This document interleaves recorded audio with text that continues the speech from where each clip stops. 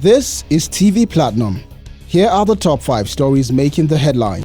On number 1, Bauchi State Governor Bala Mohammed has expressed his willingness to collaborate with Peter Obi, the 2023 presidential candidate of the Labour Party, to strengthen opposition politics ahead of the 2027 presidential election. Speaking after a closed-door meeting with Obi at the government house in Bauchi, Governor Mohammed praised Obi's political style and governance vision. He described the former Anambra State governor as the face of opposition and emphasized the need to unite forces for a stronger opposition. Their discussions also covered national issues including the state of opposition politics and the ongoing crisis in Rivers State. Mohammed reaffirmed his commitment to working with Obi to consolidate opposition efforts in the country. On number 2, the federal government has dismissed former President Olusegun Obasanjo's criticism of the 15.6 trillion naira Lagos-Calabar Coastal Highway project, urging Nigerians to disregard his remarks. Minister of Works, Engineer Dave Umahi, made the statement during an interactive session in Akure, Ondo State. Obasanjo, in his new book, Nigeria, Past and Future, described the project as wasteful and corrupt, also criticizing the 21 billion naira official residence for Vice President Kashim Shettima as a misplaced priority. Responding to these concerns, Umahi insisted that critics of the project should refrain from using the road once completed.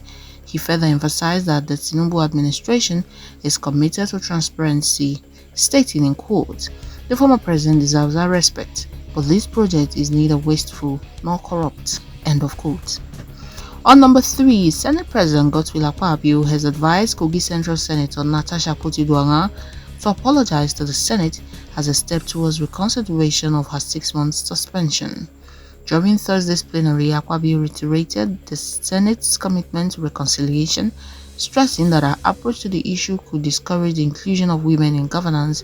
His comments came after senators unanimously passed a vote of confidence in his leadership.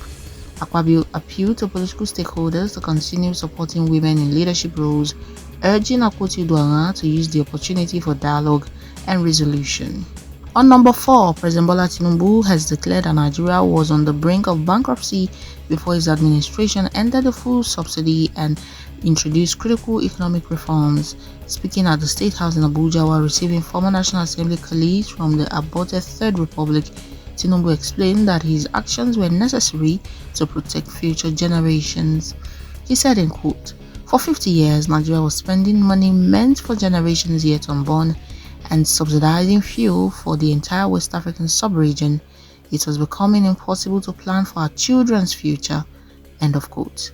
His special advisor on information and strategy, Bayo Nanuga, further detailed the president's remarks in a statement titled, "For 50 years we were spending the money of generations yet unborn." And lastly, the Nigerian Army has advised residents of Enugu State not to panic over troop movements and gunfire between March 17 and March 20. In a statement issued on Thursday, the acting Deputy Director of Army Public Relations for the 82 Division, Lieutenant Colonel Jonah Uno Akalu, announced that the activity is part of a week-long range classification exercise. He said in quote, "In line with the Army Headquarters Training Directive for 2025, the 82th Division of the Nigerian Army will conduct its first range classification exercise of the year from Monday, March 17 to Thursday, March 20th, 2025. Residents of Ogbede, Ukehe, Umoka, Afa, Ochima, and Onyoho communities in Udi local government area were reassured that there was no cause for alarm." Those are the top stories. Do subscribe and follow us across all our platforms to get more of this update.